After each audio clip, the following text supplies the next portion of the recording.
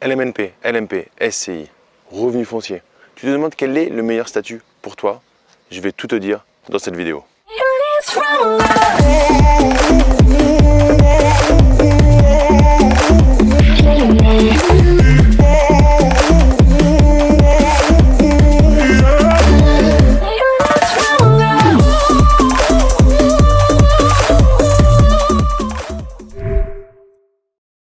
Bienvenue sur ma chaîne, je m'appelle Damien Lamy, je suis entrepreneur, investisseur et auteur du livre best-seller Les clés de l'immobilier rentable et sécurisé. Dans cette vidéo, on va voir quel est le meilleur statut pour toi.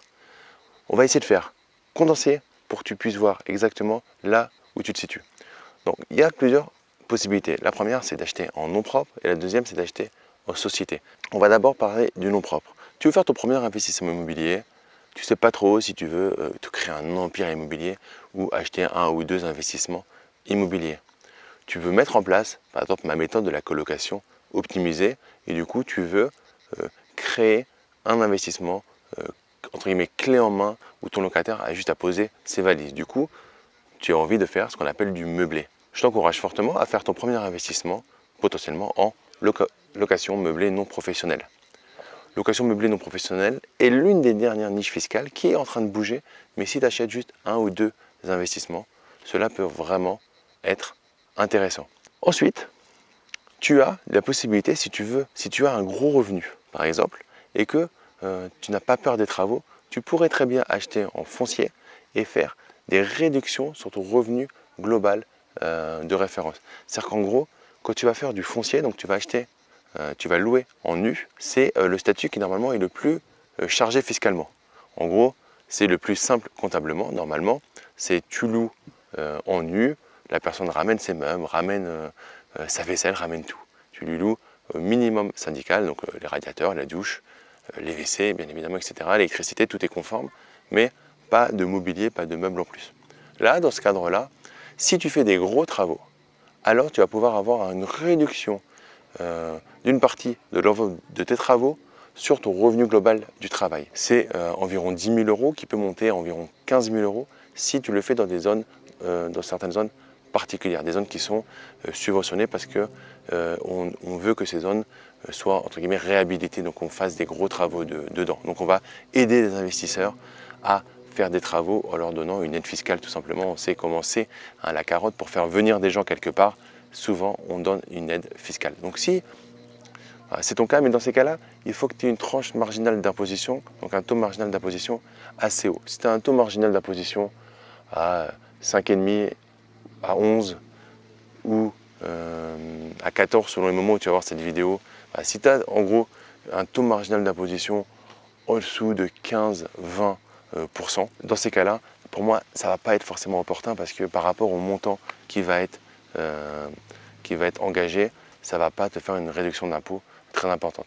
Ce genre de plans sont très intéressants quand tu gagnes beaucoup d'argent parce que plus tu gagnes d'argent et plus ça va te faire une réduction d'impôt importante puisque ton imposition est ce qu'on appelle progressif, c'est au barème progressif et du coup plus tu gagnes d'argent, plus tu vas être imposé, du coup plus tu vas diminuer ta plus haute imposition. Si tu vas aller beaucoup plus loin sur toute cette partie-là, j'ai fait avec mon frère qui est avocat au barreau de Paris, spécialiste en droit de l'immobilier et droit des sociétés, une masterclass offerte environ 2 heures.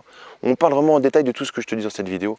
On va vraiment dans le détail du détail. Donc, tu as le lien dans la description de la vidéo où ça peut s'afficher dans le i en haut là, dans la vidéo. Tu prends un créneau, il y a plusieurs créneaux de sessions. Il y a, on est nous avec mon frère et il y a 2 assistants, Emilien et Lizzie, qui répondent aux questions qui arrivent. Donc tu auras les réponses à toutes tes questions là-dessus. Là, voilà, tu as 10 minutes. Je te décompose ça déjà. Ensuite, pour aller plus loin, quand tu as le temps, tu prends 2 heures, tu planifies ça dans ton agenda, un créneau où tu es disponible. Et tu vas voir ça dans le détail dans la masterclass. Mais en gros, voilà, si tu n'as pas peur des travaux, si tu es fortement imposé, ça peut être très intéressant d'aller faire du foncier. Mais il faut bien le faire. Il ne faut pas juste voir l'enveloppe initiale parce qu'après, tu peux vite te faire rattraper. Maintenant, si tu as une grosse enveloppe de travaux, pardon, mais là on parle de 100 000, 150 000 euros. Donc une grosse enveloppe de travaux par rapport au prix du bien, ça peut être très intéressant. Donc le LMP, tu ne vas plus pouvoir le choisir parce qu'il n'y a plus une option qui est, sur ton volontariat, entre guillemets, sur ton inscription. Maintenant, c'est automatique. Soit tu es dans les règles du LMNP, tu seras LMNP, soit tu es dans les règles du LMP, tu vas basculer LMP. Après, juste entre nous, tu peux avoir des allers-retours entre LMP et LMNP, parce que c'est plus un choix que tu fais. Par rapport à ça, le LMP peut avoir des gros avantages. En cas de plus-value, tu peux aussi dans le LMP avoir le même avantage que les revenus fonciers, c'est-à-dire que tu vas pouvoir les imputer ton revenu global. D'une manière générale, si tu débarques dans l'immobilier, tu vois quelques vidéos, tu n'es pas encore passé à l'action ou tu as juste acheté un ou deux biens immobiliers, le LMNP, dans 95% des cas, va être plus intéressant pour toi que le LMP. Donc tant que tu peux rester dans un compartiment de LMNP, ça va être plus intéressant pour toi. Ensuite, c'est là que ça peut être intéressant d'aller migrer soit sur du déficit foncier, soit sur de l'achat en société, via une société civile immobilière qu'on appelle SCI. Ensuite, à la SCI, tu as la SCI à l'IS, impôt sur les sociétés ou impôt sur leurs revenus. En gros, pour avoir tous les avantages de la société, qui sont repris un peu dans le LMNP, donc l'amortissement du bien, amortir beaucoup plus de choses, passer beaucoup plus de choses en charge, il va être plus intéressant d'opter pour la SCI à l'impôt sur les sociétés. Ça a quelques inconvénients, mais beaucoup d'avantages. Mais encore une fois, la question que tu dois te poser par rapport à ça, c'est est-ce que je vais me créer un empire immobilier? Est-ce que j'ai besoin des revenus de mes loyers tout de suite? Est-ce que j'ai besoin, combien j'en ai besoin? C'est-à-dire que si je fais 3 000 € de cash flow, est-ce que j'ai besoin de ces 3 000 € ou est-ce que j'ai besoin de 1 000 € pour vivre? Quelle est ma projection à 2 ans, 3 ans, 5 ans? Parce qu'en fait, tout ça va pouvoir déterminer ton statut. Si tu veux faire juste quelques achats immobiliers comme ça pour avoir un revenu complémentaire rapide, sans trop de difficultés, tu fais du LMNP. Si tu veux te créer un vrai empire immobilier et vivre de ça mais de manière habile, comme Robert Kiyosaki, l'auteur du livre Père riche, Père pauvre, l'enseigne, c'est-à-dire se servir en premier. C'est quoi se servir en premier? C'est se servir avant que l'État se soit servi. La seule possibilité de le faire, c'est en société. Parce que du coup, tu vas pouvoir passer par exemple des charges sur ta société et du coup, 100 € qui vont rentrer, tu vas payer par exemple ton abonnement téléphonique de 20 € avant d'aller payer une imposition sur ta société. C'est le seul moyen, en étant entrepreneur, de se payer en premier, comme le dit Robert Kiyosaki. Mais ce n'est pas forcément ce que tu veux. Toi, tu es peut-être salarié, tu veux tranquillement préparer ta retraite et un investissement en LMNP te suffit largement. Maintenant, peut-être que tu veux carrément que ton métier devienne l'immobilier et faire de l'immobilier de manière professionnelle. Et là, avoir un peu de LMNP, c'est bien, mais ensuite créer un empire avec une société civile immobilière, voire plusieurs sociétés civiles immobilières et une holding par-dessus, ce qu'on voit dans la masterclass avec mon frère, ça va être plus pertinent pour toi. Donc on résume par rapport à ça. Numéro 1, tu peux faire un ou deux investissements vite fait, mets du clé en main, un truc bien, quand même bien fait parce que tu veux que tes locataires aient juste à poser leur valise. Tu veux par exemple utiliser ma méthode de la colocation optimisée. Si tu ne sais pas ce qu'est ma méthode de la colocation optimisée, pareil, j'ai en place une masterclass offerte où je t'explique pas à pas comment gérer une colocation optimisée, comment faire au moins 500 € de cash flow sur ton prochain investissement immobilier et tout ça à distance, sans aucune friction avec tes locataires. Donc c'est pareil, dans la description de la vidéo, tu peux choisir un créneau pour assister à cette masterclass. Donc tu veux mettre en place une colocation ou deux colocations optimisées, faire 1000, 1200, 1500 € de cash flow, mais de manière assez tranquille. Tu ne veux pas te créer un empire avec 25 lots, 30 lots, 50 lots. Et c'est très bien là-dessus, il n'y a aucun souci par rapport à ça. Plutôt du LMNP classique. Tu es prêt à faire beaucoup de travaux, tu as un gros revenu, mais tu n'as pas non plus envie de te créer un empire immobilier, mais tu as envie de profiter un peu de tout l'effet de levier que peut te donner l'immobilier. Du revenu foncier avec des gros travaux, ça pourrait être très intéressant pour toi.